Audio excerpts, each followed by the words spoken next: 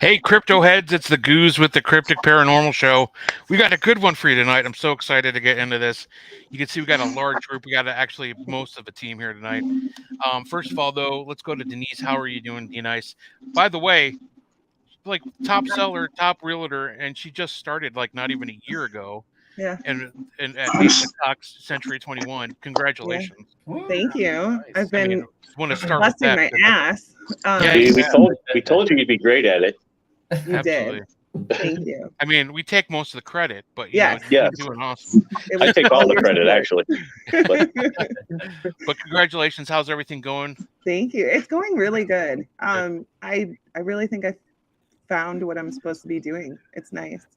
Sounds like it because you're killing it. So good job. I We're so mean, proud. I'm not trying to brag, but I am kind of killing it. You are. You should brag. You have every right to brag. You're doing good. Thank you. And down Thank there, Mr. Heisenberg, what's up, brother? Well, my life's not going as well as Denise's, so. Well, Joking. anyways, oh, buzzkill. Moving on. Yep. I wanted to stop it right there. Denise was too positive. And I was like, well, we're not starting to show off like this. But Everything's fine. cool, man.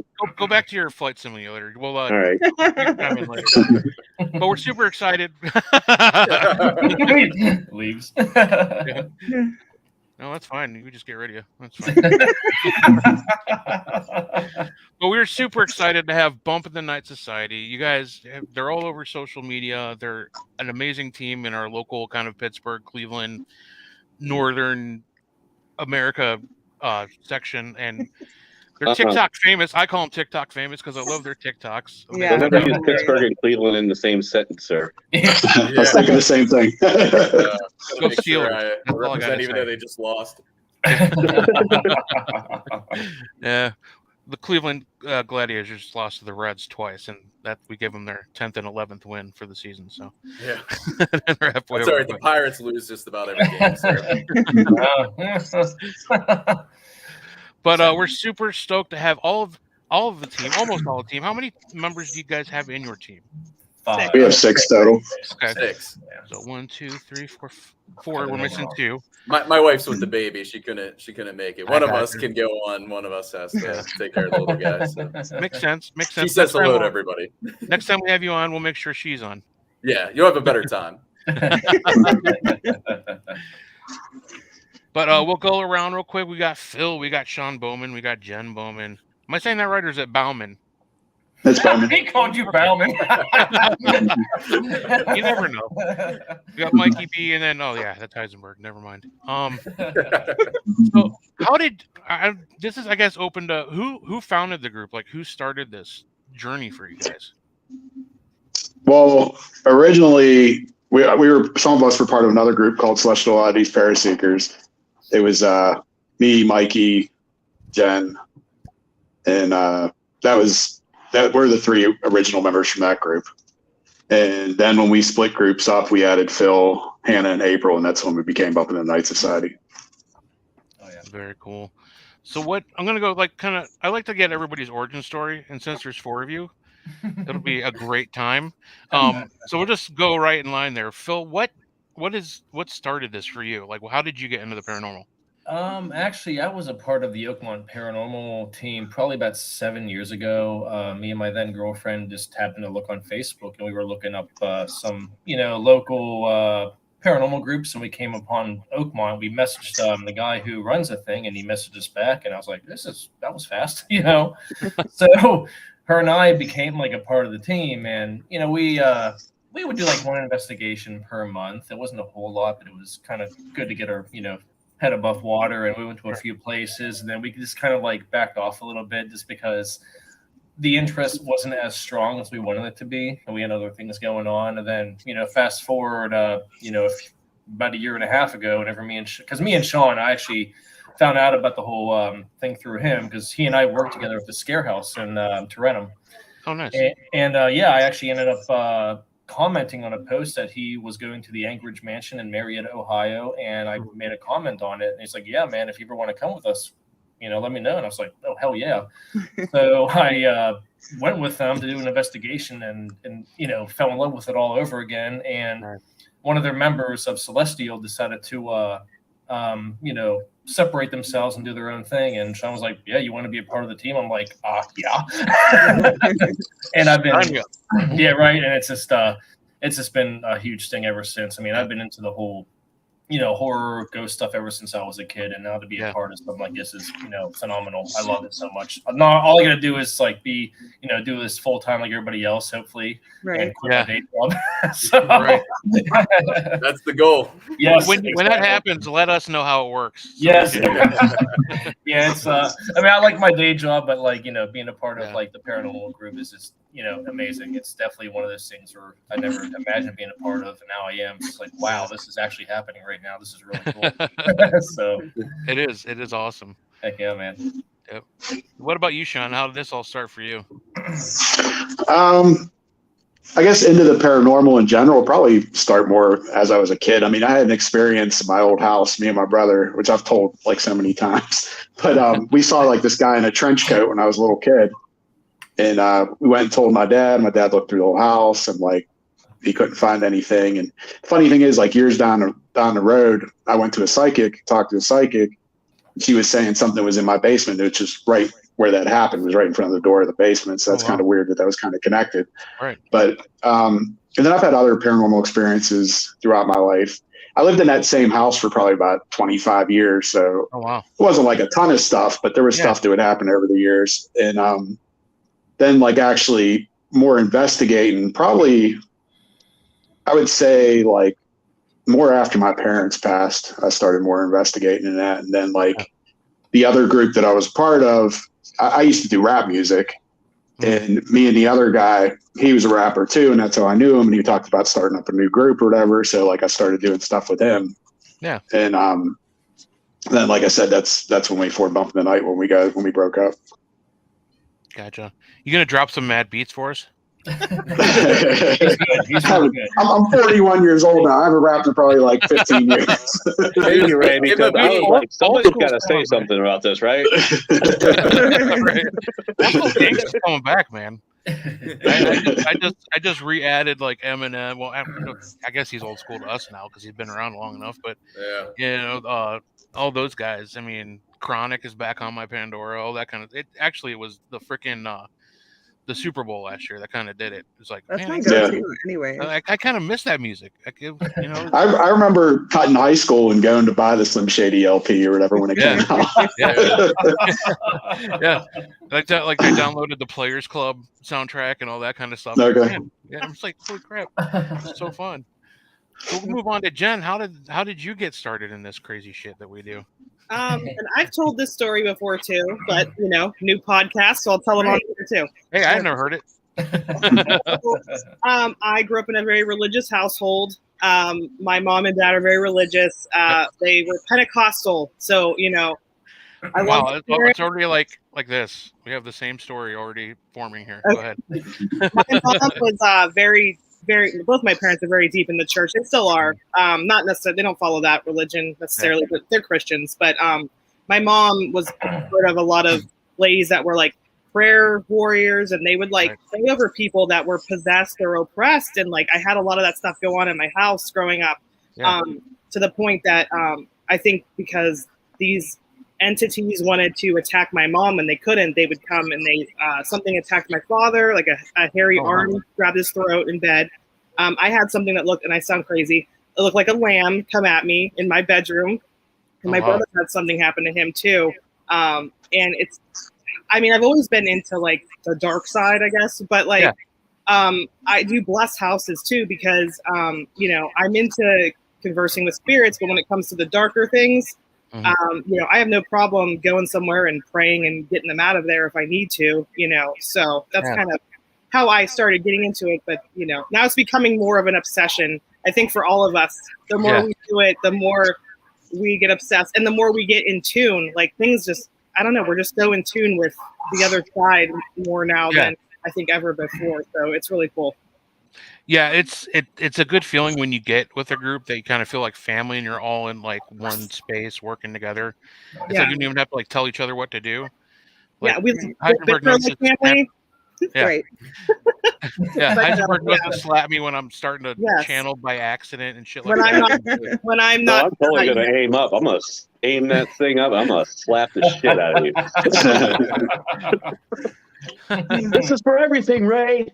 For the mayonnaise jokes. Oh wait, real quick, guys, real quick. I know this is bad. I'm gonna jump off topic real quick. That's So okay. last week, after we talked about this, they messed up my order at McDonald's, and it was a freaking hamburger with mayonnaise and onion on it, and that was it. Oh yeah. Did you taste Agreed it? with you. Oh yeah, but And I was you eat like, it? oh my god. Did They you do get it. it all white? Amazing. That Oh, sounds I eat it. I disgusting. threw it away, man. That was gross. Oh come Yeah, on. I'm not I down could with smell mayonnaise it or before I onions. opened it up. I was like, Yeah, that's my 2 least favorite. Ooh. Mm. I love mayonnaise. Love it so much. Oh. all right, sorry, I had to interrupt that just No. because. I want to go back to Jen's story because I find it interesting that you were able to learn from your mother and everything that was happening there. Because I was like, when you started talking about the Pentecostal church, I was like with you, and then when I started, you actually got something from it. Yeah. That was completely different. I had to hide everything, like all my experiences I was having at her house. It was haunted as hell. We had all kinds of shit going on, but I couldn't tell my parents because I was afraid. Yeah. Because I was afraid they would think I was personally possessed, and it wasn't that kind of haunt. It was people trying to reach out to us, and I didn't understand it. I didn't have anybody to talk to. Yeah. My brother was like hiding in my room at night. I'd wake up and he'd be camped under my bed of all places. So I'm already like afraid of the ghosts in my room. Then I almost step on his head getting out of my bed and like think Right. there's a monster in my bed. But yeah, I was a bit of different experience for me. I had to like teach myself. My parents, you know, they're very comfortable with this stuff. Even Yeah. now, my parents are 79 and 77. My mother is still like my advisor when I go into places, or she will like literally, because she's up all night, she'll text me and she'll be like, I'm not comfortable with that place you're at. I'm going to pray for you. Yeah. So, you know, if I have a question about stuff like that she's been involved with, you know, I go to her. So it's really cool to have her like as a mentor in that. Eventually down the road, my parents were cool with it. I mean, but again, they were out of the church at that point and they were kind of doing their own thing. They were still in church, but not at that church. Yeah. So they're a little bit. My mom was actually a lot more open-minded. She was telling me about experiences like she was having in the house. This was years later when we're all grown up and not in the house anymore. But it felt good, kind of getting that feedback from her. And then my dad is just a smart ass, just picking on me all the time. Like, hey, you going into the dark and playing with the blinky lights? Like, yeah, that's what we're doing, Dad. That's what we're doing. But I mean, is that not an accurate description of what we it do? really is. I mean, Kind of, yeah. that's why I can't really like say anything Right. to him about it because that's, I mean, cat balls and EMF detectors and Right. everything else that we use, And You're we like, all we're get gonna eat excited when snacks, the blinky too. lights turn on. right? Yeah, Right. Heisenberg, yeah. And there are snacks. Yep. Yeah. That's good. So, what about you, Mikey? How did you get involved in the paranormal? Mine's a little different. Mine wasn't until later in life. I may have had experiences as a kid. I just wasn't, receptive to them or open. I didn't really believe in any of it. And then I was in a metal band with the guy that Sean was mentioning. That was the rapper that they started, the prior group. And him and I and one of our guitarists, I used to scream in a band, and he was a guitarist, and then we had another guitarist. Right. We went to the cemetery that they nicknamed Hell's Gates, and there was supposedly a portal in the middle of it underneath this tree. And he's into occult stuff and everything, so he's like, let's do a summoning ritual. And I'm like, well, we're a metal band. I don't believe in this shit. Let's do it. Sounds like a good idea. Yeah, what the hell? So we do it, and it worked. Just some random details. We heard a roar that started at one end of the cemetery, and it was a continuous roar the whole way around us. And it wasn't like multiple entities roaring. It was just the same one. And then it came back to the front, and then we all kind of lost time a little bit. Yeah. And we lost our other guitarist. So we didn't know where he was at all. And we looked for him for like, I'm going to say like maybe 25 minutes or so. And then we decided to go back to my car, which was unintentionally parked under the tree where the supposed portal was. Nice. And we could see, I know, we could see his silhouette in the back seat of the car. And he's just sitting there. And we're like, what the hell is Zach doing? So we go up, and he's not responding. We open the door. He's not responding to us. We're like, dude, you need to get out. And he's not doing anything. So we literally had to pull him out. And we pulled him out. His pupils were dilated completely. and we had to like kind of smack him out of it.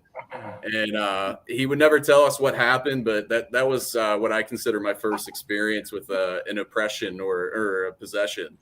And he wanted it. He will never tell us to this day what happened. He just anytime you even bring it up, he wants to, fight you.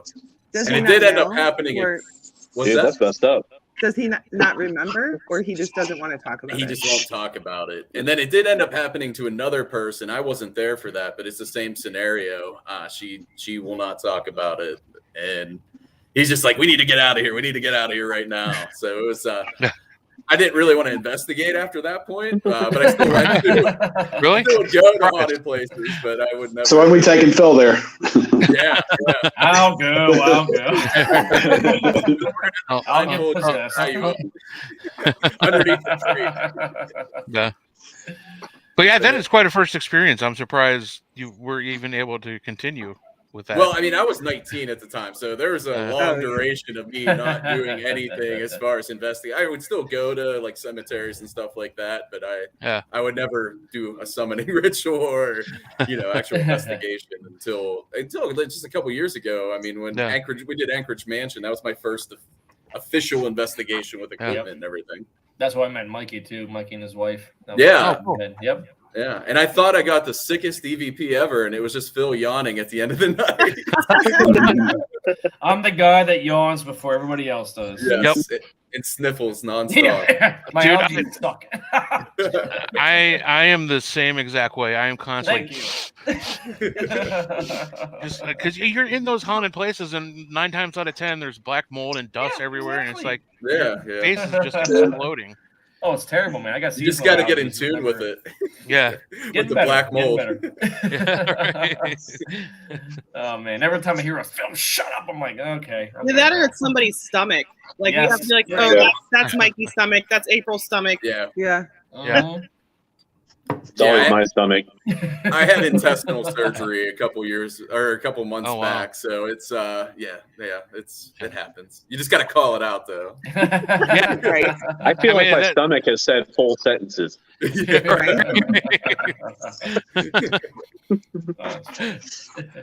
That's hilarious, but it's true. Like it's that part of the reason I hate listening to like reviewing audio footage is just like, okay, that's me, that's me, that's me, Right. it's me, that's me. It's just nonstop, and it's all of us. It's not just Mike. And then I don't normally take recorders, and I never film anything. So I'm not used to that. So Yeah. I'm the asshole that when we're investigating, will like whisper. That's Oh, no. I'm the one that don't do that. I like whisper, and I'll Yeah. gasp, and I'll like just I have no etiquette when it comes to recording because I don't do it. So just fair warning, if we ever investigate together, I am not good at it. That's like we're all kind of loud. So a lot of right. recordings you can be like, Jen will be like, oh, that's just the guys in the background talking or something. Yeah. Yeah. Yeah. I'm always Yeah, fine. obnoxious. Like I was at the pool. No. No comment. Greenville Manor, and in the room where the man supposedly shot himself, and nothing was really happening. And I'm like, oh, it's old time. I started doing the Charleston, and it's on a video somewhere. I gotta find it. Like just in the dark, and they're all looking at me like, what? And Sean, I think, was so annoyed with me at that point. Well, Yeah. you have to find that for the documentary, Jen. I know. I Yes, do. yes, yes. It's on Sean's camera. I deleted it. In rage. That was wonderful. You can't delete Don't you guys find it interesting though when you are goofing around and just kind of being yourselves and not really paying attention to what's going on? That's when like the shit seems to go down. Oh, it happens. It does a lot. Yeah. You Yeah. know. That's They me seem more- 5% of the time. Oh yeah.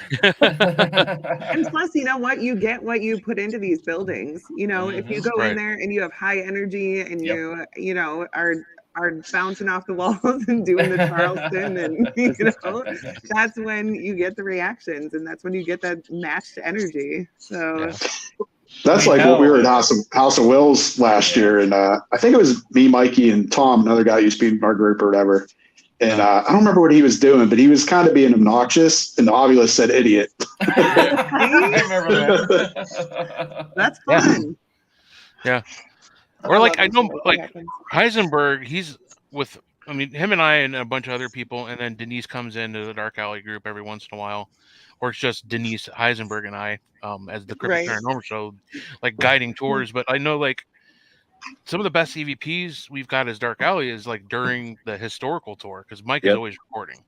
Mike is always recording, Mhm. and then you That's the go way to back be. and you hear the voices coming through, and you definitely know it's not you because we're not talking. We're like actively listening to what they're Right. saying to us, and like they'll confirm or deny what the lady's saying or the historian's saying. Right?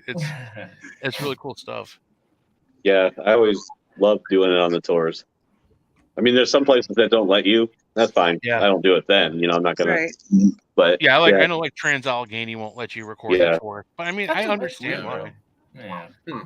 I understand why because people pay to come see that and they don't want it getting out, so people don't don't. people Yeah. just come see the building, man. I know that's why you go. It's not Yeah, really it's about. amazing. I mean, Right. it's about the history, but it's about the like actively like being in the history as you're being told what happened there. Right. West Virginia Penitentiary, they're super cool. The one Yeah. guard, she like let us film whatever, and then I put it on TikTok, and she found us on TikTok, and now she Yeah. follows us. Yeah, Nice. pretty cool Nice. about that stuff. Just depends on the place. Oh yeah. Speaking of TikTok and interesting history, I did some like stalking on your TikTok, and I did download a couple things. Yes. Nice. That's awesome.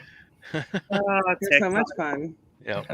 So this is an interesting because you guys do a lot of the history of like different historical places. Yeah, I love that. Like I love. Yeah. I mean, I know Mikey's in the history of everything. Yeah. So, we all are. But yeah, with TikTok, it's like I'm going to give you like a 3-minute history lesson on this place, and like that's how most people's attention span is. I know that's Right. how it is. Right. So I like it for that. It's not just me like pretending to fart on camera. It's it's also history. And, Pretending. Pretending. Listen, Yeah, she put up air pretending. quotes when she said pretending. But I'm gonna show this to everybody real quick. I found this one interesting because I'm a bit of a Disney freak, so I wanted to share this because I found it very interesting myself, and I probably watched it like 4 or 5 times. So here's this one. What you see here is river country at Disney World Orlando, Florida. It was just outside of the Magic Kingdom and near the Fort Wilderness Campground. This land used to be home to the first Walt Disney World water park, River Country. Not many Disney fans have heard of this one, but it opened back in 1976 as one of the first fully themed water parks in the world. I've actually been here quite a few times when I was a kid. It was really cool. It was themed as a Tom Sawyer swimming hole and was unique in that the attractions used filtered fresh water from Bay Lake. Disney closed the water park in 2001 and then let it sit, untouched, for years. There is a lot of speculation as to why the water park closed, with some believing that it was due to a brain-eating amoeba that infected the park's water. The rumor began likely because of the death of an 11-year-old boy who did actually die in 1980 from this while he visited the water park. Other theories claim that the park closed due to 2 guests who died in the park in the 1980s because they had drowned.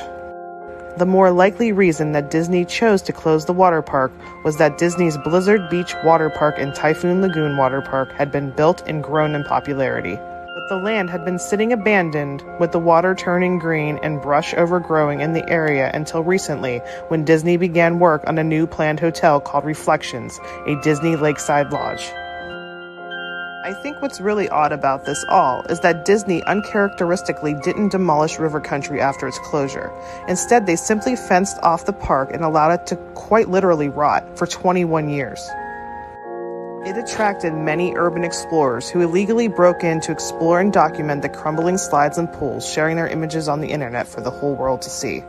This led River Country attaining an almost cult-like fame among many, even those with little interest in Disney.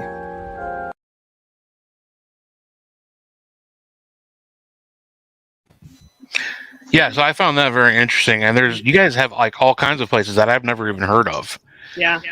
So- I'll just Google stuff. I'll just be like haunted places, or I love haunted Appalachia. You will see. Yeah.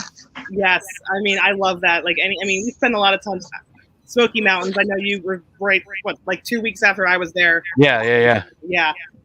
That's just crazy. Like there's shit in the woods. Like I have no doubt about it. So yeah, I mean, I just kind of look up all these places, and I'm like, oh, that'd be cool. I'm gonna do one about this. Yeah. And if I ever go back to like the Gatlinburg, Pigeon Forge area, I will probably do my own research and just kind of like meander around the areas that I know. Like just go walk through the cemetery by myself. Yes. Obviously during business hours or whatever, like open hours. I'm not going to trespass or do anything like that. But we did a guided tour, and and I understand because we do public tours and stuff like that. Denise is like the queen of public tours in Madison, and the historical flashlight tours. And the only thing and if that's all it was, and that's all it was like branded as, like this kind of like here's the ghost stories of the town type thing, but then they add like ghost hunting, and I'm like, oh sweet. And there's all these pictures where they're actually inside buildings and stuff, but we never actually went inside anywhere. Yeah. So it was just kind of like, and he's like handing out EMF detectors to everyone and Ovilus, but we're outside. Yeah. So there's cars going by, there's people walking around, a lot of drunk people. Like one place was a church, like right next to a fire department, and he's like wondering why we're getting these crazy EMF spikes. I'm like, fire department.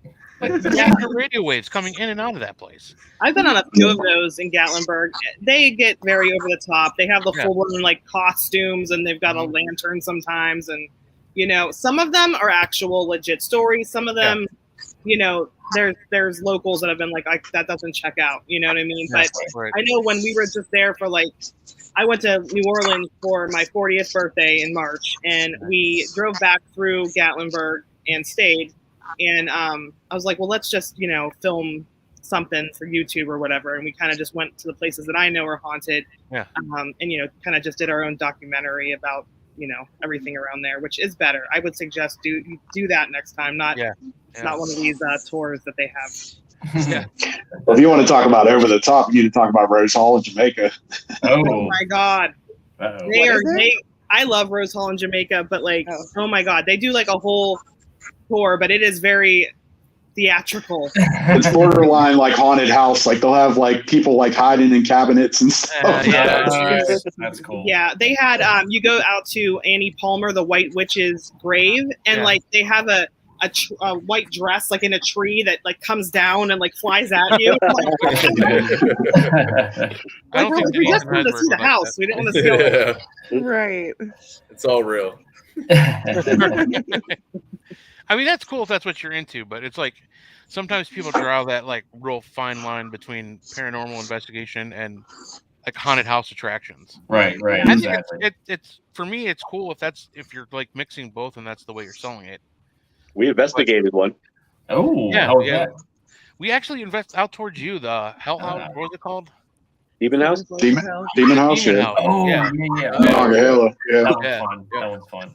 Yeah, we investigated there. It was interesting. We had a couple interesting things happen, but again, you're kind of in that atmosphere, and I'm more like I'm not really listening for disembodied voices. I'm worried that one of these electronic like horror machines are going to turn on all of a sudden and like fly at me. Yep. But it was an interesting place. Yeah, that's like our. No, go ahead.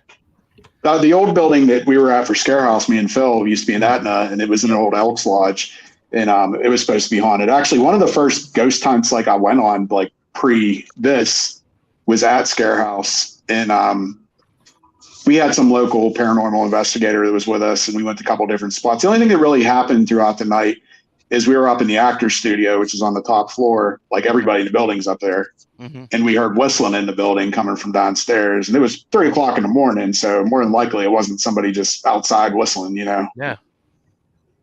Wow. I miss that building. But that was supposed to be haunted too. That building was. Yeah. Was there like a death on the property, or was it just? There was a rumor that there was a kid that fell or something from the rafters. Like I said, it used to be an Elks Lodge, and it was also. What else was it? Phil, you remember what else it was? I know, oh man, I actually missed the building's really old. Yeah, but one of the things is I used to be on build team for them, so I'd help build props and stuff, and we'd build stuff at night. Oh, wow. And me and my boss or whatever, and then another guy, us three were there at night and we were building stuff. And me and the boss guy were more into like paranormal stuff. And we had like a little phone app or something. We're like, we're going to mess around or whatever. And so we're messing with the app. And the other guy that's with us, he's not into it. He don't want nothing to do with it. He's like afraid of it. Like it was Matt. Phil, Matt. Matt Limber. Come on, guys. So we're going around and everything. Can I swear on here or no? Yeah, absolutely. Okay. How about this? So we're going. Okay. So we're going around, and we're in the theater, which the theater is supposed to be really haunted. And all of a sudden, I don't remember what his mom's name was, but it said like Valerie or something. He's like, "Holy fuck!" And we're like, "What?" Like, 'cause we don't know what his mom's name is. Yeah. And like, he's like, "That's my mom." Like, it just said like he didn't want to be fucked with, and he's the one that's getting fucked with. And we also had another thing come across it. It said like cards, which supposedly the rumor, they used to play poker and stuff in there and shit like that too. So I don't know if it was relevant or not, but it was kind of cool. Actually, it's crazy because my one buddy Dave, he's a big guy. He's like 6'6". He is the trademark clown of the Scare House. He actually encountered what he thinks was an apparition while doing one of his while running a hallway. There was like a mannequin that was probably maybe like 20, 30 feet away from him, and he saw somebody messing with it. He's like, "What the fuck are they doing?" So he ran over to check them out, and they were gone. There's a lot of like stuff that actually happens while you're actually working there, And he says like he's never been so freaked out his entire life. And I'm like, well, that's it was cool though. I kind of felt jealous a little bit too because I never encountered anything there, but he just happened to see some like black figure messing with one of the props, and he's a very by the books kind of employee. Like if somebody's there to screw with something, he's going to report it. Well, he ran over there and he's like, okay. And then he walked right back. Oh my God. Oh yeah. It's crazy. Like I don't even think I've ever actually experienced anything. I thought I felt like yeah, right. I am. But yeah, like Sean said, there's all sorts of things that happen. That's the one reason why, like, we missed the main building or the original building. Plus, it's a lot closer. Yeah, now it's just in a shopping mall now. It's kind of sucks. I actually like it a little closer to my house, and parking's not horrible like it was in that. Oh, so bad, man, so bad. Now that leads to the question, like, okay, there may have been a death, there may not have been a death, but what is it that's causing that energy? Is it just right? It doesn't have to be a death. Yeah. That's why I always wonder what we're interacting with. That's like, I don't know, some of the themes that they would kind of mess with, I kind of thought, even still to this day, is like borderline demonic. And like they had the summoning with this giant demon, and they have all these sigils or whatever painted everywhere. And the one lady who actually used to do a lot of our stuff, like I know she's like a known Satanist, like she has an Antoine Levy like tattoo on her and like all sorts of stuff. And she's the one that researched all this stuff, put all this stuff all over our walls. So what's saying like doing this shit didn't bring something in, Wow. Right. Oh, sure. Yeah. Especially if it was like she was putting it there with some kind of intention. Right. Yeah. You know what I mean? It's not just painting the sigils, but like putting something into it. That's weird. Mm. Yeah. I'd be like, nope. I've been through horror houses like that. And, but, like if she was that deep into it, then I would have been a little bit weary of that, I think. Yeah. I've met some people who are very, very heavily involved. I'm like, be careful, I mean, it's just, I was brought up Lutheran and I still am. I like the darker type of stuff. It's more art than anything to me, but it's just like, there's certain things I'm like, unless you know what the hell you're doing, then you have to be really, really, there's certain, like, even ask them, I'm the more, I don't want to say timid of the group. I'm the more kind of cautious, rather. Yeah. Like if I hear, don't worry, we're gonna leave you in Bel Air House by yourself when we go. That's my goal is to be able to do Bel Air because Sean and Mikey said during a spirit box session they heard my name said twice. I'm like, well, looks like I should probably just get in there and say the bell with it. They're calling for you. Yeah, man. Yeah. Oh man. Taming Adversity is asking, have you ever seen a demonic possession? Sean. Yeah,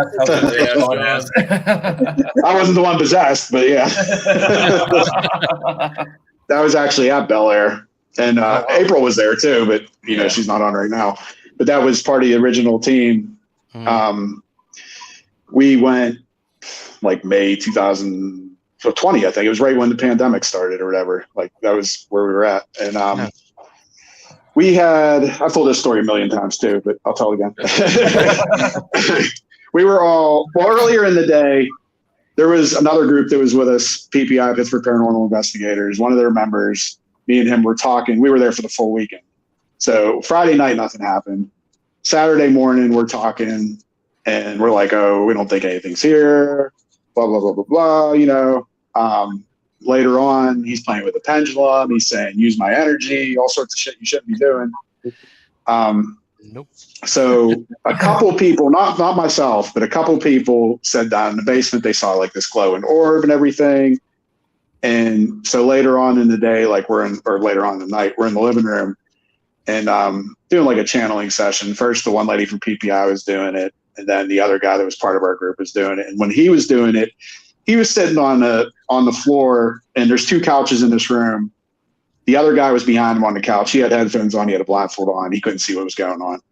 So he's talking, you know, asking questions, and somebody else was asking questions. He was talking, right. But all of a sudden, the guy who was sitting on the couch behind him started crying, and like he doesn't know what's going on. We're all like looking at him, like, what the hell's going on? And he's like bawling, like hysterically, not just like crying, like out of character crying. And so we like wake the other guy up. We're like, you know, something's wrong with, I'll just call him Bob or whatever. Something's wrong with Bob. And so me and April actually took him outside, held his hand, and like we're talking to him. He's not responding to us. One of the supposed things that happened at Bel Air is there was the Underground Railroad there. There were slaves there. He's like humming like weird like slave tunes. I don't know what the hell you call it, but you know, like Underground Railroad, like some weird like type of shit that he wouldn't be doing, you know? Yeah. Right. So we go back in, we bring him back in. The guy that's deep in the occult is like, I'm going to, you know, try to do the ceremony, try to get it out or whatever. We go in, we do the ceremony. Me and April are holding his hands the whole time, like basically like a seance or whatever, holding hands. And me and April both heard, get out behind us. He keeps saying, Bob keeps saying, they're like, oh, it's on the steps. It's coming down the hallway. It's not a little girl, like all sorts of stuff. There's candles on the table. The big candle in the middle is flickering. It ends up going out eventually. It was just like, you could, like, I've never been scared of a place. It's the only time I've ever been scared of a place. And like, just looking around the table, looking at people, you could tell people were scared. Yeah. And like, after everything happened, Jen wasn't there. So it's like 2 a.m. and I call her on the phone and I'm like, I got to go to the bathroom. I'm not trying to go by myself. So I'm going to talk to her on the phone. But so I go to the bathroom with that. And, don't you always call her when you take a poop? I was just peeing actually, but he was really so then, like, you were freaked out. Yeah, I was. And then like, a couple of them went up to the attic and like tried to confront this thing, I guess, but nothing happened after that. But like, shit, I didn't sleep that night. Right, I wouldn't. Oh. Yeah, it actually ties into the house too, because he kept yelling, like Sean said, the girl's not a little girl. It's not a little girl. Mm-hmm. And there's Emily Davis who haunts the house, and she's potentially demonic. I mean, we had a couple theories. We made a documentary about the second time we were there, and there's potential links between her, maybe a child sacrifice that coincides with a demonic prince known as Moloch, which we got through the Ovulus at one point. Wow. So it's a very dark place, and it's going to be exciting going back. Mikey, there's a ghost cat in the basement. Yes. And it actually coincided with something that happened. Yeah, because Jen kept saying, I smell cat piss. And then one of the funny parts of the documentary we made, she goes, you're a cat, meow. Like, I'm thinking, like, she tried blaming it on me, saying I was the one that said that too. It was her the whole time. We're like, is a cat going to know English to respond? But we actually did pick up earlier in the night. We were in a seance room, which is upstairs, and on my camcorder, I was reviewing the evidence. I kept hearing like a meow, and I'm like, what is this? And it was a disembodied meow because no one's reacting to it. Right. And we just kept hearing it. And I don't believe in phone apps, but the one guy sometimes I think it was the necrophonic, I think, wasn't it? I think that's what it came across when it said cat. Whatever Tom had on the phone. I'm not sure. but it said cat, which coincided with the disembodied voices. Nice. And then when we went back to interview Kristen, the owner, for the documentary, we told her what happened, and she said that she had a cat when she first moved in there. She had to work in Pittsburgh, and so she was gone for a while. And the one weekend she left to go to work, and she came back and she couldn't find her cat. And it turns out kids broke in while she was gone, and they locked the cat in the basement where Jen was smelling the cat piss. Wow. And in one of the cabinets, and it died. Well, because she just never found it. That's a shame. Yeah, it was unfortunate, but it's just crazy how that place in particular. I mean, it was like everything that we got the second time we went just coincided with what happened on the first time they went with the possession, and just with the history of the place. Right. Well, even me and Jen were there, a month ago? We were with Old World. Angie and Nick. Yeah, we were with them because they asked us to stop out. Yeah, they asked us to stop out, and we were only there with them maybe an hour or so, not that long. But that's when Mikey wasn't there when we were getting Phil. That was me and Jen. We kept getting Phil and Philip coming across the spirit box when we were there. That's why we were saying it wants Phil to come. Phil's never been there. I'll do it. That night, I was like, they were doing something, and nothing really seemed to be happening. And I'm not like one that I'm not like I don't feel it, and I'm not like feeling it like I feel it, but like. Right. I was just sitting there and I felt like my body was being rocked back and forth for like a half an hour. I felt drunk. I felt like, and I wasn't drunk. Yeah. But I felt but like it's when you go in there, it's definitely an experience, And that was actually in the Emily Davis room too, the one that we were talking about, which is actually the weekend I went there. That's the room I stayed in. Oh, jeez. Oh boy. Oh man. I'm excited to go there. I am. He says that now. Yeah. They're gonna be like, Phil, we're all gonna leave. We're gonna leave you in the house for a little bit, and he's like, no, guys. No, I've heard of the house. Where is it located? In Bel Air, Ohio. Oh. Yeah. Oh my God. Yes. Okay. I'm sorry. Yeah. Which Kristen's supposed to be at ParasiteCon this weekend. Nice. She's the one that owns the place. Yeah. Okay. Yeah. And our buddy, he calls himself the GOAT. He comes in here. Oh yeah. The GOAT, Jeff. Yeah, he always comments on all our stuff. Yeah. He used to be the caretaker. He was like I think the maintenance guy for Bel Air House at one point. That's what Kristen said. Yeah. Yeah, Peggy. I'm surprised the GOAT isn't messaging in the chat right now. I know. Yeah. Normally he's on, and anytime we have a guest, he always asks, "Have you been to the Bel Air house?" Yeah. Yeah, Peggy was actually there whenever we went. She was. Yeah. Peggy is the GOAT, though. Yeah, Peggy is. The GOAT. I mean, she went to West Virginia Penitentiary with us, and we're all walking around like in little groups or whatever, and she's just off by herself. Yeah. She is a badass. She's awesome. Badass, Peggy. She does locations by herself all the time. Yeah. Yep. But it's so great because everybody knows Peggy too, and she's awesome.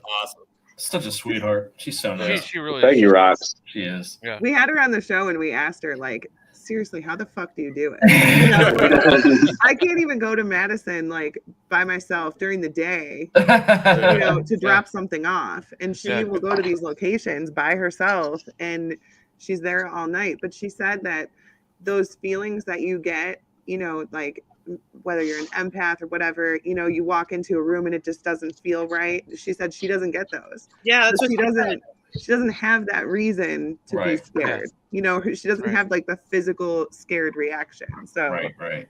I mean, I guess, but I feel like mentally I'd still be scared, I would be, yep. And it's actually really funny, like, with Hillview especially, and Sean always laughs at this too, because like I'm a big fan of watching like all those shows like they are, and like Destination Fear, they went to Hillview and they said it was the worst place they've ever been to, and there was like an actual scene where the dude's like puking on the ground. I'm thinking like this is like the most relaxed place I've ever been to. Like how the hell are you guys all freaked out by it? So I do love Hillview. We were just there, so much. Bill, Sean, and I. But so we went down to where they just opened this section up. Eli, he's down there. He does like the ladies. So I'm down there. It's me and 3 guys down there, and That sounds like the beginning of a movie, but it's not. What documentary are you filming? So I was like, okay. We were doing an experiment. I pushed my sleeve up and I said, okay, touch my arm, Eli, if you want to, or I give you permission to touch my hair because I had it down my back. And I didn't feel that. Well, I felt coldness on my arm, but all of a sudden I wanted to throw up. It was like there was no reason for it. It was just all of a sudden overpowering. I had to like move. I remember it dropped like 9 degrees in that room too when we were in there. Wow. I moved across the room, like by where Phil and Eric were, and the nausea went away. But then later on, Sean was at work and he's like, oh, I got some time to kill. I'm going to listen to some, recordings or whatever. And what did it say? What did you think it said rape you or rape me, something like that. Yeah. I'm like, that's nice. Yeah. So, yeah. But I do like Hillview. Besides that, there's definitely some stuff there. Like they say, the creeper that's supposed to be around. And then they've said that Jeffrey, which is a little boy, which I've never bought that Jeffrey's a little boy. I don't always trust the little children spirits. Yeah. I always am like, eh. Well, Mikey was gagged and down there before or whatever.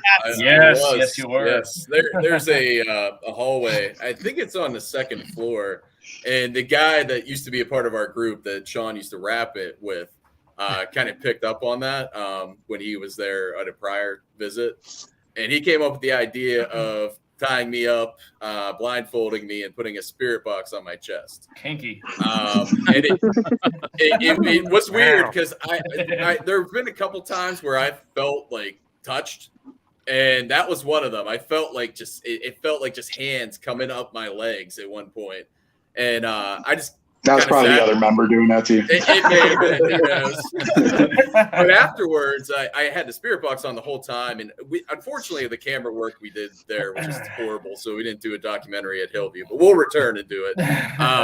But afterwards, I still had the spirit box on, and I was like, what happened in this hallway?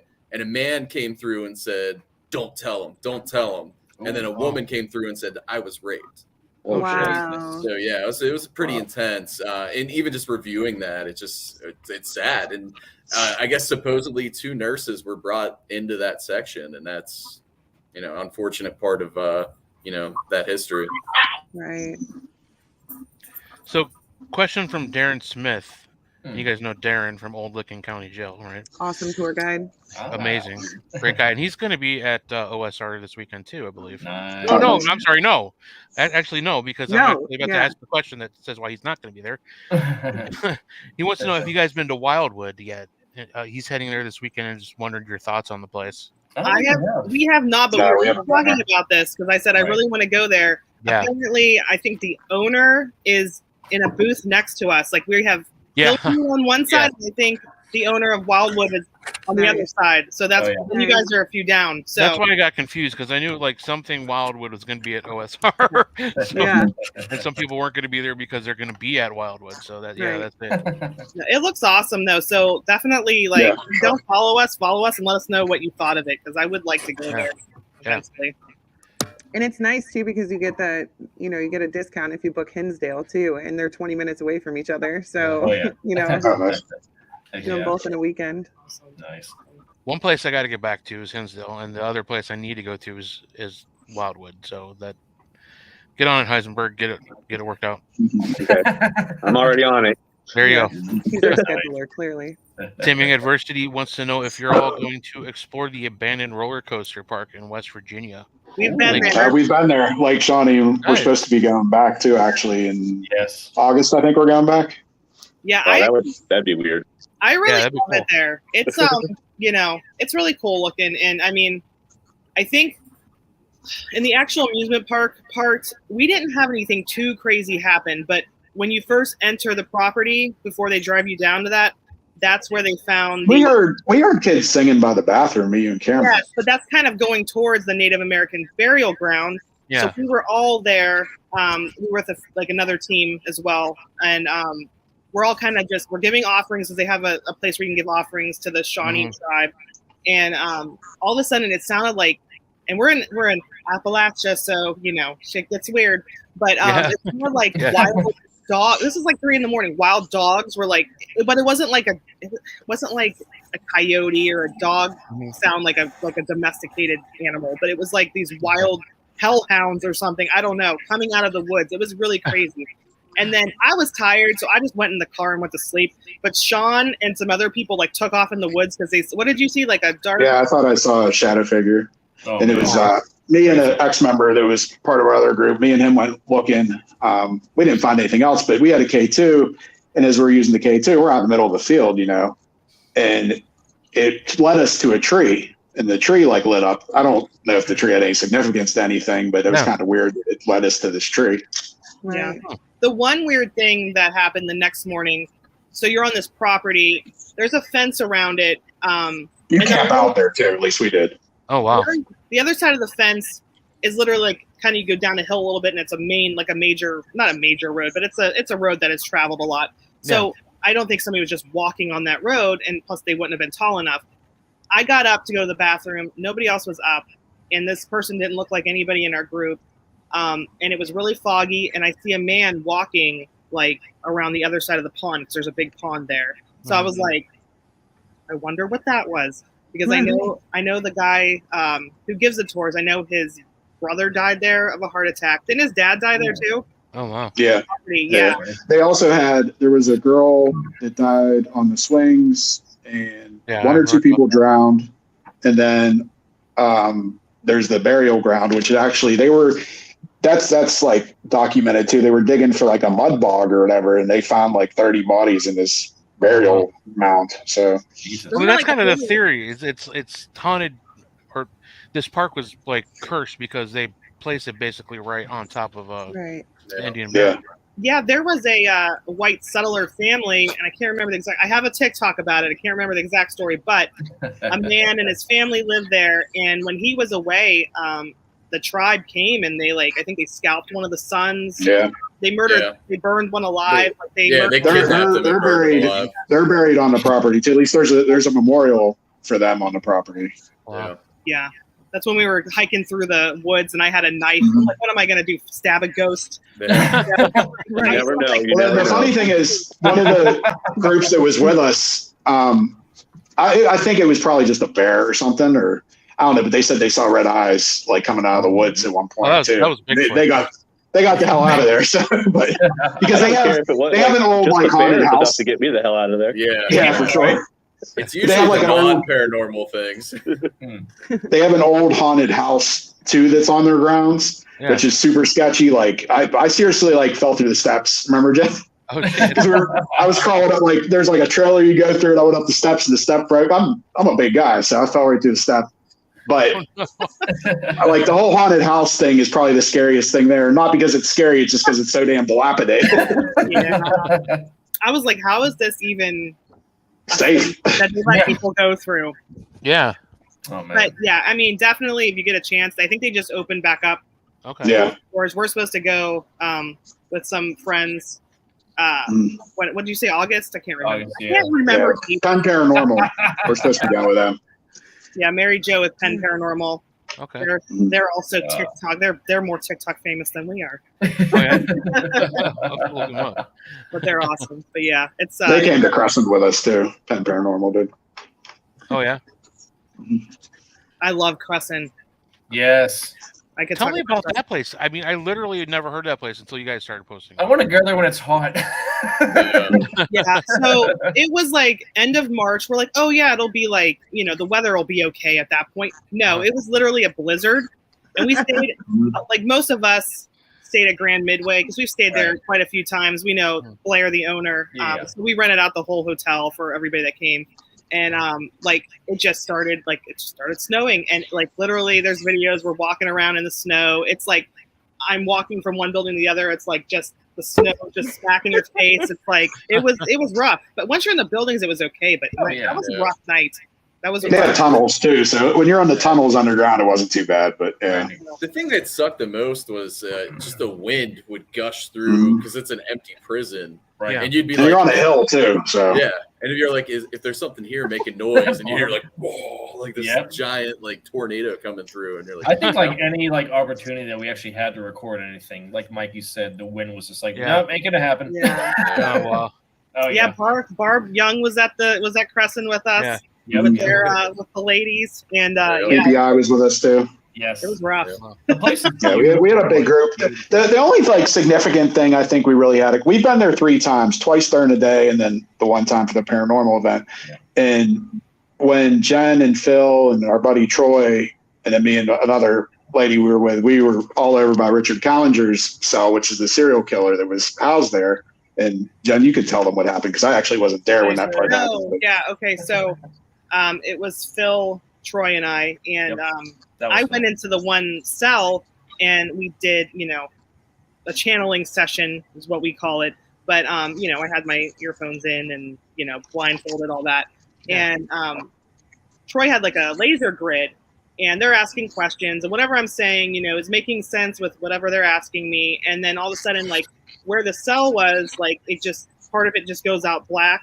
And then they asked another question and all went black. Mm-hmm. And then, what did I say at the end? I made a TikTok about it.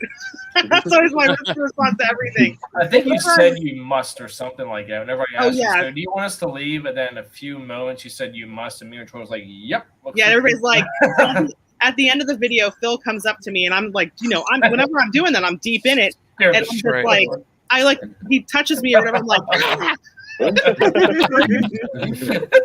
because there's no real way to like, how do you stop somebody right there? Right, exactly. Just throw something at her. I'm so scared. Like I get scared if people walk into my office at work.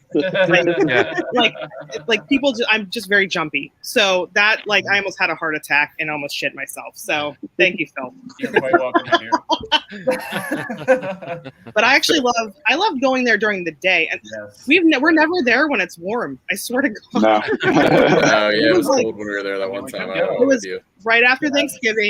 The one time was just Phil, Sean, and I, and then Mikey, Hannah, Mikey's sister, and Sean and Phil. You were there, right? Yes. We all went, and it was I think December. Like it's never warm, but I love to go into these places. I like the urban exploring aspect too, not just the go.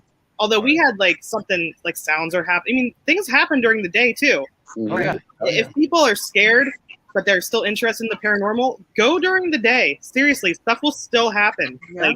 I mean, to me that makes the most sense because I just thought back to when, or at least to think about doing residentials. To me, if the person's saying, I always during the day I have all this activity.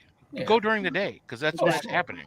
Right. I mean, go to Madison and I took my girls there and met Denise and her kids there. And we were getting activity during the day, just showing them around. It doesn't matter. Exactly. I think the dark just kind of adds to the entertainment factor of being of the paranormal. Yeah. And yes, I mean there's the witching hour if you believe in all that kind of stuff. And and honestly, most of these places we go to are usually some kind of functioning business. They have tours during the day, so you can't really we're here at noon. And it's hey, close the place down. Well, we went to I'll let Mikey tell this one. We went to the Tin Lizzie. Yeah. Oh, that was fun. So fun. I almost got into a fight. It's one of the local bars, and they were very. I don't know what your stance is on the COVID situation, but they were very. You shouldn't mask. You shouldn't vax. Oh yeah. And I wore a mask because I have a baby. So, this was more during the height of it too. Yeah. And I'm not gonna mess around with having a kid. So I wore a mask, and they're like, "Hey, do you want to go on the roof?" And I'm like, "Sure." And these two guys took me up, and they're like, "I was like their lookout." Yeah. And the one guy's like, "Why are you wearing a mask? I ain't got COVID." And I'm like, "Well, I have a kid." And he's like, "Oh, I understand." And then later on, they just kept getting drunker and drunker. And the one dude came up and said, "Why are you wearing a mask again?" I'm like, "Because I have a kid." And he's like, "I thought you were an asthmatic bitch." And I'm like, "Wow." I'm like, "Dude, get the fuck out of here because I'm going to throw you." That's like when they took us down in the basement. Remember, they had a bar down in the basement. Yep. And they're taking us around as a team, and everybody in the bar is staring at us what the fuck is going on? Yeah, holy shit, what the hell? Yeah, because it was open, so we had to wait till the bar closed to really be able to investigate anything. I mean, we got some cool stuff, but that part sucked. It was Yeah. like the channeling thing in the bathroom where I was like out of it. That was crazy. Man. There were and people even literally before that making was out in the bathroom. Like Yes. you can never. The place was full, but we can never do that again while it's open. Yeah. It was rough. It was rough. But we did get some cool stuff. I mean, the channeling session was cool. And it was mainly in the women's bathroom on the second floor. Because I guess before it was a bar, it was all apartments up there. Okay. And someone died in where the women's bathroom is now. And we were getting a lot of flashlight activity and some spirit box hits. And then Sean is like starting to get gifted in the Estes channeling sessions. We've been having a lot of weird shit happen with those. So we did get a lot of cool stuff. It's just, you have to weed through the... See you this weekend, Barb. See you, dear. You got to weed through the background noise of, Right. all the making bar out in the people. bathroom. Right. Yeah. Well, I guess don't investigate during the day when it's actually still rocking in a bar. Yeah. Wow. What about the people when we were eating dinner there with Phil? They were loving Phil, them two old ladies. God, yeah. We have videos of him like rubbing his head and stuff. Oh my God. I have it on video too. Like we were sitting at two separate tables, and I'm just like, let me just film this real quick. The one's like, I'll fix you up with my daughter, and she's all rubbing his head. Like, Oh my God. Her husband was getting mad too. He came in and gave Phil a dirty look. Well, the one woman was like, I love bald. That's what she said. Bald is beautiful. That's all I have to say. Bald is beautiful. Oh my God. It's funny because the one waitress that was serving us food, I was like, I put my phone number on the receipt. Never heard from her, but She was cute. She was cute. She was very cute. Yeah, she was. I guarantee it, Phil. If you would have given those older women your number, they would have called you back. Yeah. Oh man, I don't know what it is. I mean, it's just I don't know. You're stuck with Dodd Muffin. Yeah. Dog. Heisenberg's got to fight off the old dead ladies. He always takes one of those home. Every time he goes to a haunted location that has elderly women, he takes something home with him. Oh, look at you, man. Yeah, that's my demographic. Hey. Good. I had my girlfriend at Loveland or whatever. Yeah. Loveland Castle. So Loveland Castle, right Cincinnati. Love Loveland Castle. We had actual Peggy. poltergeist activity over there. Hey, Peggy. Really? Hi, Peggy. Yeah. So I can't see the chat, but hi, Peggy. Mikey was in some kind of knight's costume, and awesome. But it has a bump logo on it too. Mikey put the bump logo on. I wore it all weekend, and then I returned it on Amazon right after. Sure, it sounds real nice. No, Mikey. You tell the poltergeist story. Well, yeah, Sean was doing the Estes method in the room with all the rocks, and the story of Loveland Castle is just amazing. The guy really traveled the world, and he was in World War I. And when he was in World War I, he saved this Frenchman's life, and the Frenchman took him back to his dad, and his dad was really big into the knights, so he knighted him. And when he came back after the war, he decided, I'm going to build a castle, which that's awesome. Yeah. And so he ended up getting rocks from all across the world, and also even part of a meteorite, and put it in it's called the throne room. And that's where Sean was doing the channeling session. And we call it a remote channeling session. So we have a baby monitor, which we need to get a new one. Mine's a piece of shit now. I think the cold temperature messed with it or something. Yeah. But he was in the throne room doing the channeling session. We were in the next room over. So we were asking questions through the baby monitor, and we could see what Sean was doing. And we had the baby monitor camera and two other regular cameras sitting on Sean. And at one point, I don't know why I asked, I just said, if there's anything in the room with Sean, can you knock one of the cameras over? And at the time we had a videographer, and he's like, not the $1,000 one. So about 2 minutes later, we're looking through the baby monitor, and the baby monitor camera goes back and then falls forward. Oh my That god. was one Yeah. of the We were like so excited. We all like ran. Randy. I didn't know what the hell was going on. I just heard like a thud, and I was like I looked up. You could see in the video, and I'm like, what the hell's going on? Yeah, we have like multiple angles of the video. Like we have Oh. the video facing him, and he's just like, "Hello." Yeah, And you then, can tell beforehand he didn't move anything to manipulate it. Right. It was across the room. Like I couldn't even reach it like with my foot or anything. So That's Yeah, crazy. that So there was we were out in the garden area. I remember a guy that was the videographer that was with us before. He thought something was like touching him. We found out it was a spider. Oh Yeah, no. that's Oh, you're yeah. in the garden. there's like a giant spider on. Yeah, but we have a I'd be out then. Forget it. spiders. No. We have a trusted psychic from England, Karma, that she'll come on. She's usually like spot on with yeah. everything. She'll come on. The time works out. Like we'll be in the middle of the night, so it'll be like morning there. You know, she'll get on Facebook Live when we do that, and she was saying there was like a teenage girl, and then there was a man who didn't like women out there, and I was just like, I wish a motherfucker would, because whatever, you don't like women, like let's fight ghost. So towards the end of the night, I have it on there. We're all sitting in the room saying bye, and she was like, oh well, the girl's sitting next to Sean because Sean's the biggest guy there, so she felt like she wanted everybody to leave. I'm the cutest too. That's why. That's the real reason. She wanted big bear. Sean to be there. But then she said, oh, Jen, the man is standing next to you. And I'm like, come on, And then, like, so I had to, like, she's like, tell him he needs to leave or I will make him leave. And so eventually, I guess he left. But yeah, I'm like, I gotta stop talking shit. I'm gonna get thrown into a wall one of these days. I'm thinking. Talking about throwing in a wall. What about Hillview when you threw me into a wall? I thought I heard like a gremlin and it was an animal, but I can deal with Sacrifice me, basically. But like it was like sound, and I'm like, Jesus! And I just shoved Sean, and I was like trying to get out of there. I'm like, it's him, not me. So Oh my god, I love it ended up being an animal. So Nice. I always think though I'd rather run into like a little gremlin or poltergeist gremlin than an actual like animal. That's what scares me more than anything. Like a yeah. raccoon or something. That's one thing. Yeah. Oh, yeah. Yeah, that would be terrifying. I mean, I had to run in with a raccoon at Waverly Hills the first time I went there.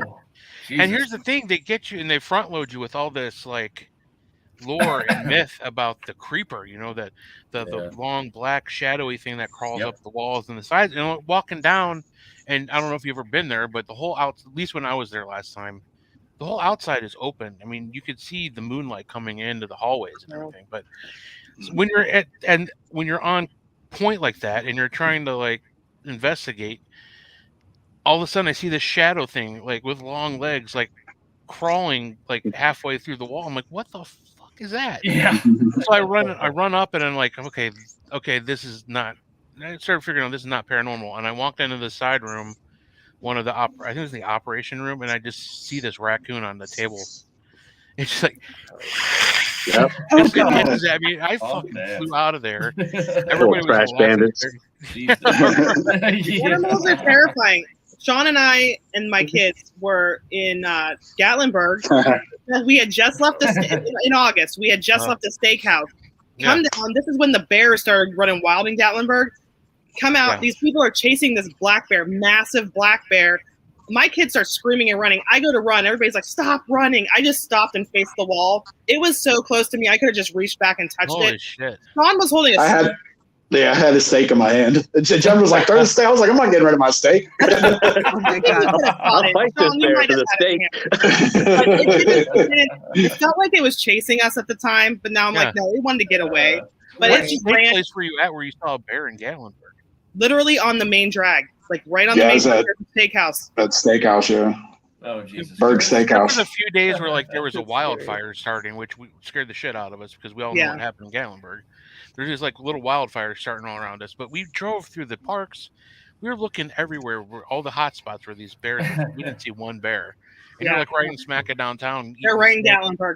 That's crazy. Yes, I could have lived without having that happen though. My kids were back in the restaurant. I was just like, oh my God, I'm gonna die. Like, and then we all walked back like pretty far to the car and like silence. And I'm just like, I wanted to vomit. It was like, because I'm always like, oh, that's so cute. Bears are so cute. No, they are cute, but they need to be behind some kind of barrier, because that's exactly. That was scarier than any ghost hunt I've ever been on. Like, well, even, again at Waverly. So again, it's open all the outside, and you can hear. I mean, when you drive back to Waverly, it's like a horror movie, because you're like driving this long and it's wooded, and then all of a sudden there's this big ass building. Well, I mean, obviously it's all wooded around there, so you're doing your ghost hunting thing, and you start hearing the coyotes screaming. But if you're not from the country and you don't know what a coyote sounds like, it literally sounds like a woman screaming, like that fox screaming that you posted the other night. Yeah. And we were in Gettysburg, we heard that, and I'm like, what is this? Like, because I'm like, and they're like, all these people on TikTok are like, oh, you city slicker. And I'm like, no, I don't know what a coyote is. Thank you. But we were going to the Crying Bridge, I think is what it's called. Oh, yeah. So we were like on that path to go down there. So we definitely thought it could have been something paranormal, because we weren't used to that, you know. The first time I moved to Madison, and we have like 3 acres. My neighbor's got 25 behind us, so it's all woods back there, and then there's a cemetery on the other side, so there's plenty of space, whatever. But I'm sitting out on my porch, and it's like midnight, and all of a sudden I hear a woman screaming, and I'm like, what the fuck? I'm like, I'm not going back there by myself. Like, hey, is everything okay?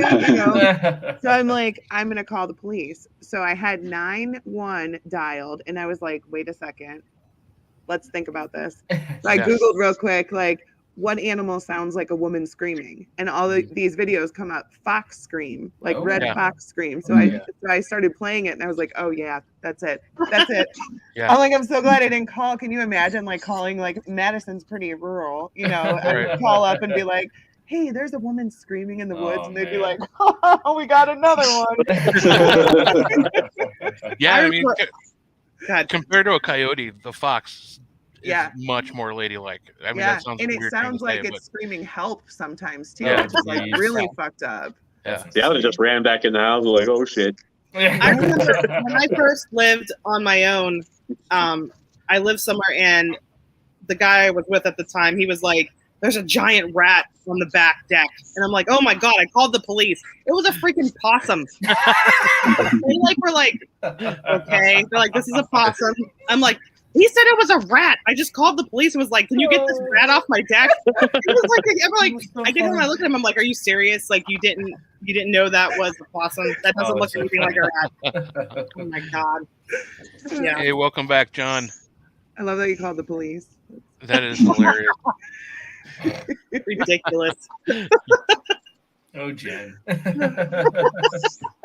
Well, it's even like deer when they're like mating season. The doe let out these bleats that sound really, really strange. And I was hearing that when we were at Trans-Allegheny, and everybody thought it was like a child calling to us or something. I'm like, no, it's outside. Like, we're right by an open window. It's got to be a deer or something.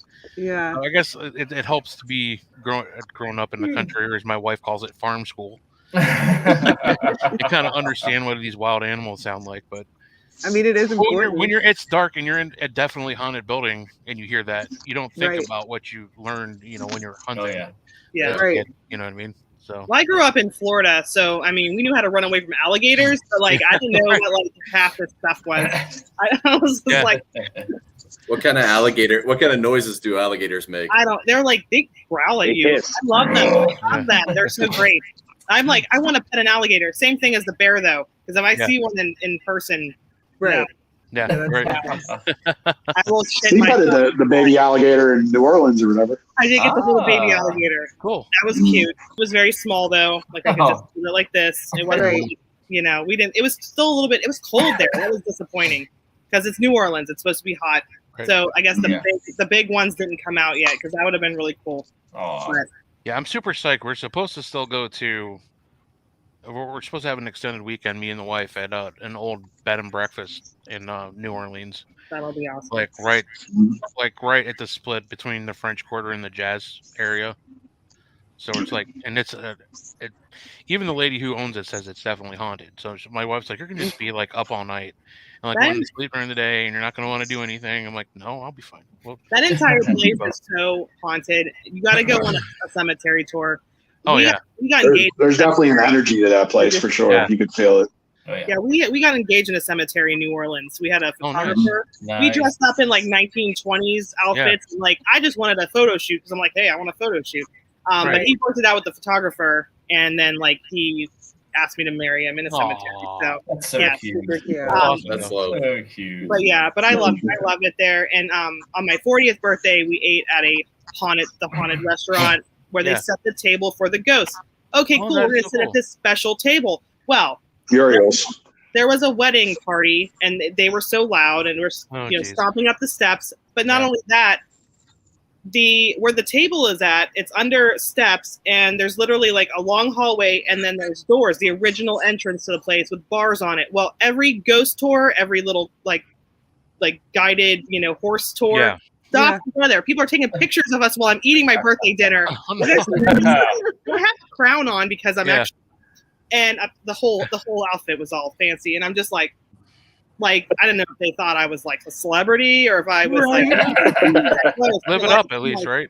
Hey. What was that? I said live it up at least. Start charging Yes, for like yes. autographs. I'm like, and wow, shit. we're just gonna go with it. We're just gonna Right. go with it. But that was an experience. But yeah, you will love it even if you're not into the paranormal, you would love it. But like if you're into the paranormal, you'll feel it. Like if you are sensitive at all, you'll feel it as soon Oh as you yeah, I soon as cannot you wait get in to there. go. There's still supposed to be like people buried under the streets and everything there. Like they tell you on the ghost tours and all that. Like that whole Yeah. like area is just charged. Jesus. Wow. Yes. Well, they used to I'm say how really excited. they used to try to bury their dead, and whenever it would rain, they just sprout out like flowers, like just pop Oh, out of the geez. ground.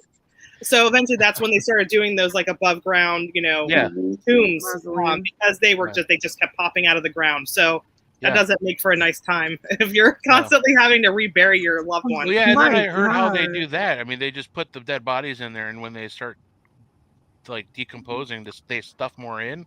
Yeah, I Push heard them that back, they and were put them saying- at the bottom. they do. Like, There's it holes goes in the into back. ash.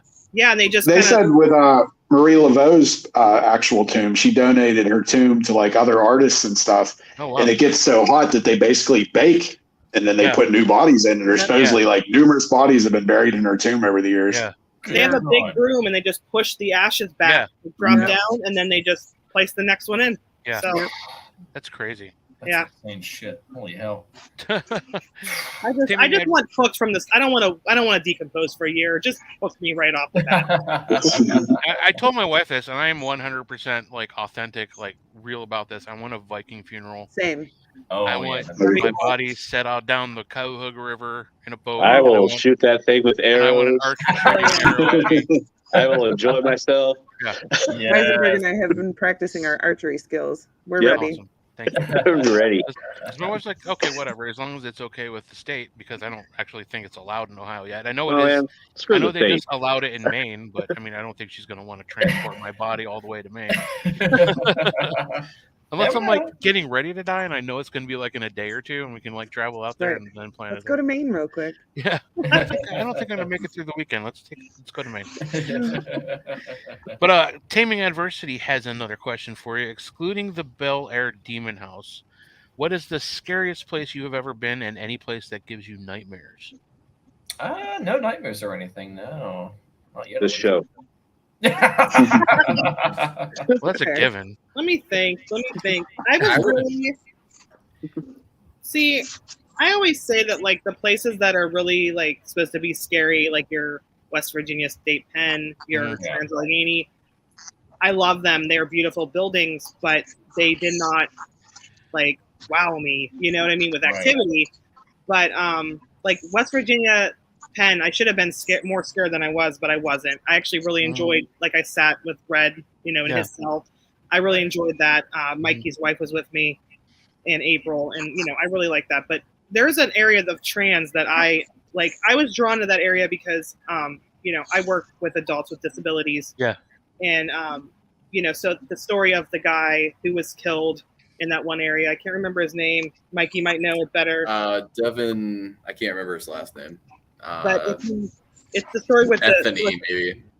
there was a bedpost and there's two other guys that they locked him in with. Oh, yeah. Oh yeah. I know what you're talking about. So Sean and I kind of wandered down there, and as soon as I got into that hallway, I was super like ill at ease. Like I was not happy. Yeah. We get in the room, and I'm okay in the room, but I kept feeling like, Sean, you felt like that too, and you're not like usually. Yeah, like, I was taking like a million pictures because it felt like something was around us. I didn't really catch anything, but it built, or the room definitely felt off. Like it felt like I did not want to go back out in the hallway. I was like really like scared. Like I was like, It felt like somebody was watching us. That's the feeling I was getting. Yeah. I felt like something was waiting out there for us to come out, which it probably was. But that was probably because I don't usually get super scared at places. Which we did get activity in that room too. Yeah. Right. But yeah, that was that's probably the place that I was, I guess, the most scared at. Because we had, I don't know if if you've been there, you probably know this story, but you know, the guy used to supposedly crawl across the floor and stuff like that. We have a video actually of where the REM pod's on the ground, and it looks like there's like a white mist crawling towards the REM pod. No shit. And another thing is we were playing music in there, and you know, like I was like naming stuff like, if you want me to play this, make the REM pod light up. You want to play this, light it up. And I said Madonna, which Jen started making fun of me, like, "Oh, why would you say Madonna?" But he died in the '80s, like when Madonna was around, and it went off. It went off for Madonna. It wouldn't go off for Elvis or anything else we asked. It went off for Madonna. So that was kind of cool. Yeah. We got some stuff later in the night. Garrett and I, we had a flashlight turn on by itself, and then we had a lot of spirit box hits. One of the ones was kind of, I can't remember exactly. We have a documentary. That was our first evidence release, was from that location. Okay. But there was one where it said something to the extent, but it sounded like it was one of the murderers kind of indicating that Devin hit him. And that's kind of why they were doing what they did. Like it wasn't like he was, fully innocent. Right. Wow. We got a lot of stuff in Lily's room too. Me and Jen. Yeah. We got a lot in the lobotomy room. Yeah, too. the little girl's room. Yeah. Because we got like, what's up? We need like a whole nother. I mean, it's expensive, so we need to get more teams to go. Yeah. But we need another night there. Okay, yeah, for sure. There we go. There's so much I didn't get to see. I know there's so much that you guys didn't get to see. They opened up the other building too, didn't they? The Civil War building or whatever it is. Well, I know I've been on the day tours. You can do like the medical building. You can even do the farm tour, because I've been there. Yeah. I've been there numerous times. Like I remember the one time I went for Father's Day weekend with my kids, and they had the haunted house open. They had a wrestling show going on. And like I said, we did the farm tour, we did the medical building. I think we even did like the women's ward or something, some building I've never been into. Yeah. But for the paranormal investigations, at least for unknown people that ain't on TV, you just get the main building, the Kirkbride building. Yeah. Right. But I think you can get into like where, like I know that, where they have the morgue, I think is in the medical building and some other stuff. Well, they have the Civil War wing of the Kirkbride building. Right. Yeah. Okay. That's where they hold like their asylum balls in that one. Yeah, that's where the chef is in the kitchen. Or like offer him a cigarette. He's like cool with you. If you don't, he's like. Right. When I was there with a group. First time I was there, it might have been Aaron Salser. Somebody got scratched. Oh, geez. Because they were being a little mouthy with the chef. I can't remember who it was, and I know some other our friends, the haunted housewives, were there. I think with a group, and she brought something nasty home with her that she still deals with every once in a while. I wonder if that's what, because when we were in a lobotomy recovery area at the end of the night, we got a lot of good EVPs from that area, but there was something that I took a picture, and it's like a mist, and it's outside of where the kids ward is, where the lobotomy recovery and the kids ward meet, and it looks like a robed figure with a goat head. It's a really really creepy picture. And that's weird too, because we had a member of our Columbus team. I remember him talking to us about his big experience, like the main stairwell up, the really big, old stairwell that goes up to the different wings. Yeah, right there in the middle. He said he was unprepared for this, he turned the corner to go up to like the second or the third floor, and he saw that kind of like dark, humongous figure just standing right at the top of the steps. Oh, that's crazy. And he almost fell back. He said it almost felt like some kind of energy was not the figure itself, but like energy from the figure pushed him back. Yeah. Like he almost fell off. Jesus. Yeah, so that place is, I could see that place is crazy. Yeah. Well, talking about like scary places and that whole lobotomy room where that was down in the basement where that like whole maze, like you can get lost down there so easily. Oh yeah. That whole place. That's the title of the documentary. Discombobulated in the dark, because Yeah. I mean, I think even like you and Garrett were on the third floor and you couldn't find like some area or something. Yeah, no, it was on the fourth floor because when we did the tour, I don't consider myself an empath or anything. I just say I use maximum effort in the spirit box, but He's the king of the spirit box. Yes, you are. Yes, you are. I try. But no, we were walking past this just random room, and for whatever reason, I was like, man, that place just looks like murder. And our tour guide said, well, usually we don't talk about it, but coincidentally, that's where a nurse used to live. And we don't know the history of what happened there, but someone was in there the weekend before we went and they got scratched. No shit. And instantly I'm like, I'm going in that room by myself. But we couldn't find it. It's just like every time we'd like mark something while we're on the tour, I just couldn't find it. Like it was literally discombobulated because you just don't know where the hell anything's at. Yeah, it's definitely like Scooby-Doo. You go down one hall and there's this stairwell going up, and then down there's a stairwell going down. You don't know where the hell you are trying to find anybody. But I think that's probably, like, as far as just sitting down and listening to your surroundings, that was definitely the most, like, it just felt like it was a hospital, like a bustling hospital the whole night. Like, you just sit there and not even, like, do EVPs and just sit there and listen.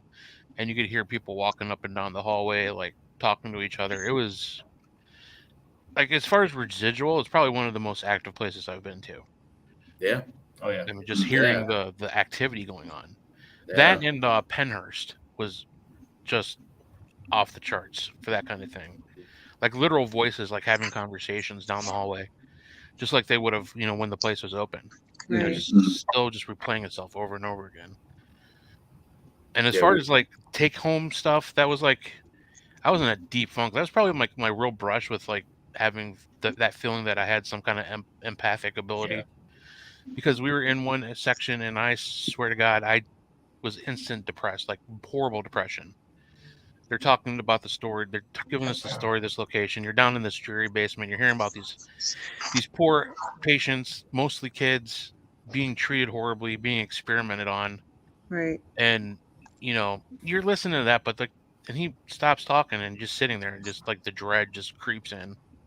He can't shake it. And like, it took me almost 2 to 3 weeks just to get rid of that funk. Like I've never had that kind of energy just stick with me for that long. Like to the point where I had a psychic friend of mine actually like do some like remote therapy, like psychic therapy to help me get over that. It was crazy.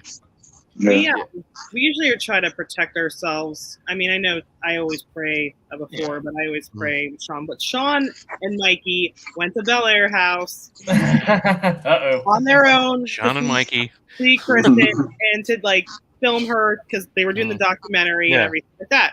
Well, I don't know. Sean doesn't really always buy into that stuff. So he comes home, everything's fine. I end up I started having nightmares. I saw I wasn't awake, but I thought I was awake, and I saw like something floating over top of him in my nightmare. And then I had another one where he was like somewhere, and I was skipping down this area towards a church, and there was like this demon like jumped out. So I'm telling him about this, and he at the time had our old team members Ovilus, and we were like, oh, let's just turn it on in the bedroom. We were like doing something, like packing something, I don't know, but like we're talking about it, and all of a sudden it says nightmare. And so I'm just like, you fucker. Like, so he left the room, but I'm like, leave the Ovilus on, because I was talking shit. And I'm like, you better get the fuck out of here. Like, I was because I 100% believe that something attached to him. I don't think it's still there. There was 2 other things that happened at that time, too. One time when I woke up in the middle of the night, I thought Jen was crying. And I said to her, I was like, what are you crying about? And then she woke up and she's like, what are you talking about? Like, I wasn't crying. And then when I got up, the way our bedroom's set up is like the door's this way in front of us, and I sleep on this side. She sleeps on this side. I get out, and I'd go around and I'd go to the door. Well, I ended up going all the way around to the bed and was on her wall on the side, feeling for the wall, like I didn't know where the fuck I was. I woke up, I was like, what the fuck are you doing? I felt so stupid. Like I just ran out of the room. Like once I realized what's going on, but I was so like out of it. I didn't know what the hell was going on. It was weird. Wow. Yeah, that place I highly recommend it. I mean, it's one of those locations where you want to get possessed or bring something home, you recommend it. It's one of those places like you'll think like after you leave, you'll think like, oh wow, we got a decent amount of activity, but then you start going through your evidence and you hear the voices and just all the craziness. Like, you got to be there a full weekend though. Like one night isn't enough. And I was only there one night, and we still had enough to make a documentary. It was crazy. There she is. Yeah, I froze. You're like, I know. I probably have the dumbest expression on my face too. The ends are all frozen since my video stopped at like 2:37. It's just a thing of you guys, so I don't even know what that. I could be like picking my nose and I wouldn't even realize it. Now I forgot what we were talking about. just the Bel Air house. Bel Air. Yeah. The usual. Yeah. Now we had a couple things going back to the non-paranormal things that scare you. There were two that happened, at least for me, while we were at the Bel Air house. And one, we called it the double date in the basement. And so it was Sean, Jen, and my wife and I. And we're doing a spirit box session, believe it or not, in one section of the basement. And it sounded like the house was collapsing. I just look at Sean, I'm like, what the fuck is going on? What? Someone flushed the toilet. Oh, and the piping was right next to us. Oh my gosh. Then the other one, and this seriously was probably the most terrifying thing I've experienced during any investigation. But we're doing a channeling session, and it's the same guy. Last time the guy got possessed, he's doing the channeling session in the middle of the living room. Not the guy that got possessed, the guy that was doing the channeling. Yeah, the guy that was doing the channeling session. And April, our team member, was kind of like already feeling an oppression and everything. So like she was acting really weird like the whole time. Like my buddy that did the channeling session, he was texting me before we even got there saying, hey, just so you know, something's weird's going on with April. We think she might be, coming under an oppression. So he's doing the channeling session and she's sitting behind him. And it's pitch black. Same spot actually is where that guy got possessed. Now that I think about it, it's the same spot. Yeah. Oh. Wow. And I hear a hiss, and I mean it's like, and I think it's like her letting out a demonic hiss. And I'm like, I have my camera. I'm like, what is that? And she goes, oh, just opening my pop, and she had a Mountain Dew. We were all like, what the fuck? See, that's the kind of shit I'm talking about. I do that kind of stuff all the time. I'm not used to having to film or having to pay attention to what kind of noises I'm making. So I'll just like. I know. I'm always like eating. What was it? Greenville. I had like a whole can of Pringles, and I was like doing this, and I think Mikey walked past me, and I was like just inhaling Pringles because I'm like, I'm hungry. Hillview, I'm eating like Slim Jims. I'm like, so you hear me like crunching in the background. Still not as bad as Phil sniffling though. Phil sniffles. It's so bad. It is. I actually, if we go to a cold place, it drives me fucking crazy. And I felt terrible because it drives everybody crazy, Phil. But we still love you. Me and Mikey talk shit behind your back all the time. Like, oh, listen to this EVP, and I think it's Phil, but I'm not sure what the hell's going on. I just did a teaser video for Greenville because that's going to be our next documentary, and Phil's part because I did a little snippet of everybody. And Phil's was we were in the bullet room, and I'm like, if there's somebody in here with us, can you touch Phil's fucking nose and get it to quit sniffling? That's hilarious. He just sniffled there. Oh my god! Starting to feel my nose like. Greenville was freezing. It was like when we left, -5 or something like that. -6, yeah. It was bad, and it it was semi-warm in there for a while, but as the night progressed, it got colder. I found the heater because I just shut down. I found the heater and I literally sat over it. I had it toasting every part of my body, all my lower region. I was flipping around. And I think at one point Phil came down and we weren't leaving that area. Oh, I was done. That's when we went to the evil room at that point. Yeah, me, you, and Hannah were up there, Mikey. Yeah. Isn't that Evil Room where on that teaser I was like, can you stop? Can you stop touching that? No, that was on the 3rd floor. Oh, okay. Yeah, that was in the back room on the 3rd floor. Because those like REM pods and stuff, I mean, okay, cool, you're here, I'm glad, but like stop holding on to it for 10 minutes. Installation house all night. Well, that's all night. In Greenville. We had poltergeists at Greenville too, with the flashlight moving. You could actually literally see the flashlight moving. I debunked it. Actually. Oh, did you? Yeah, I was so sad. Because it like started moving in front of me, and I'm like, oh my god, this is the best evidence. So I watched it a couple times, and it was my wife's foot was up against the table, and every time she'd laugh, that's when the flashlight would start moving. Oh man, because we saw that with our own eyes going on. Yeah, right. Yeah, I debunked that, and there was another moment when we were in that room.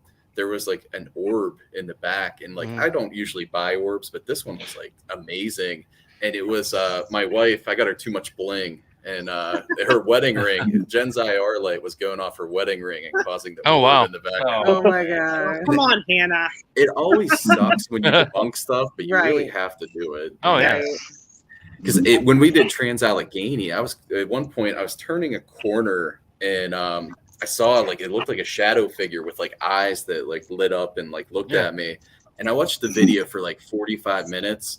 And it was an owl statue sitting on a table, and just because like my IR light reflected off the eyes, and I'm like, you have to debunk yourself, though. You have to go in, whether you believe or not. You have to go in skeptical because you have to, because you can't just put out bullshit. I know people do, but I just feel like it's already a field where people don't believe it. So if you get people who are posting bullshit, it just makes everyone else look bad, and it makes like it gives them a reason to not believe what we do. Yeah, it's like walking into a wooden home during like an 80-degree weather that's humid as fuck outside. You're like, I feel a heavy presence in here. It's like, well, it is humid, so technically that's probably your heavy presence. It's hot as hell out, Right. Wood, What'd you say? That it's very damp in here. Yes, exactly. I'm not going to say it. I'll say it. Moist. Moist. Like that word, moist.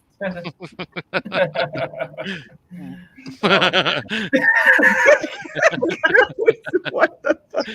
We're all like in 8th grade. Oh man. You're such So a chicken. it's already almost 10 o'clock. I know. Oh jeez. I know, right? It goes Bummer. way too fast. Gosh, wow. Well, we should watch the video that TikTok of Jen farting. I second that. All right, here you go.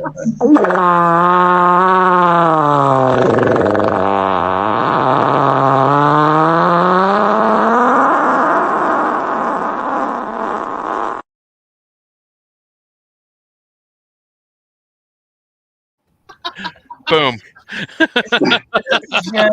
See it in real life.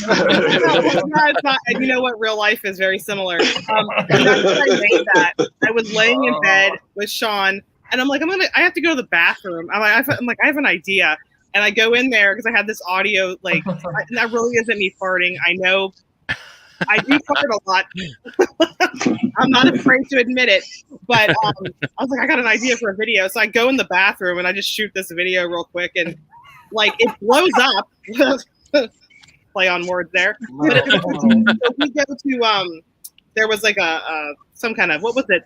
What convention was that? It was the outdoor one. Hearst Mania. We went to Hearst Mania at West Virginia State Penitentiary. Mm-hmm. We actually started having people come up and be like, "Oh, I know your TikTok." I'm like, "Great, you saw the farting." That's why I'll be coming. That's like it's for farting, right? That's like before our TikTok did blow up. Our most viewed video was of me and Phil. We were doing some urban exploring, and he was getting down. I'm holding his butt, and that was our most viewed video for a while. The TikTok really blew up. We were in Tennessee in August, and Sean and I have been like, we forced my kids to go. They didn't want to. I think they had fun, but I really want to go to Brushy Mountain State Pen. Yes. I really want to see it. And so we went, and I took videos, and like I posted, and I'm in Tennessee, and I'm like, oh my God, like it just blew, like it's got like over 1 million views now or something like that. Or like 1.4 million or something. Wow. I mean, like even Brushy Mountain, like I was like, oh, I posted this TikTok. They're like, yeah, we already know. We heard all about it. Like, and I'm like, yeah, well, like, let us in for free then. But that place is really cool, and that kind of like that's kind of what started us like really starting to get like a lot of views and stuff. Anything we do in Tennessee will blow up. Like, Yeah. People love Tennessee. I don't know what it is. Oh, but Our Trans-Allegheny one is has actually a pretty good one. Yeah.